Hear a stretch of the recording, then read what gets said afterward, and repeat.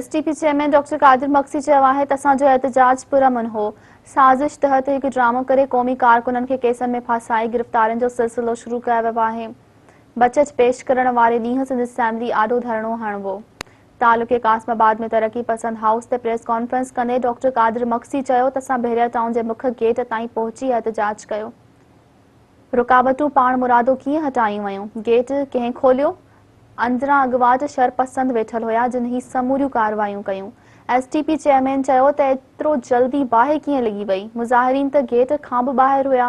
दरवाज़ो एतिरो जल्दी कीअं थो खुली सघे? एतिरियूं रुकावटूं बि ख़तम थी वयूं ऐं बाहि बि लॻी वई। हैरत आहे। हुन चयो त बहरिया टाउन में अंदरि जेका बिल्डिंग साड़ी वई उन में केमिकल इस्तेमालु कयो वियो। इहो केमिकल या त रियासत वटि हूंदो आहे या गैर मुल्कनि वटि। बाक़ी शरपसंदनि सां सिंध एक्शन कमेटी जो को तालुक़ नाहे। ही सॼी साज़िश कई वई। डॉक्टर कादिर मक्सी चयो त जेकॾहिं एॾो हंगामो थियो त उन वक़्तु पुलिस ख़ामोश कीअं रही ऐं पोइ पुरअमन मुज़ाहिरीन ते शेलिंग छो कई वई? एसटीपी चेयरमैन चयो त बहरिया टाउन इंतिज़ामिया इहो तमाशो पाण करायो आहे। तमाशो ॾिसे थी सघे थो कुझु 20 या 25 कारकुननि नारा बि हया हुजनि। बाक़ी ही सॼो ड्रामो ई कयो वियो।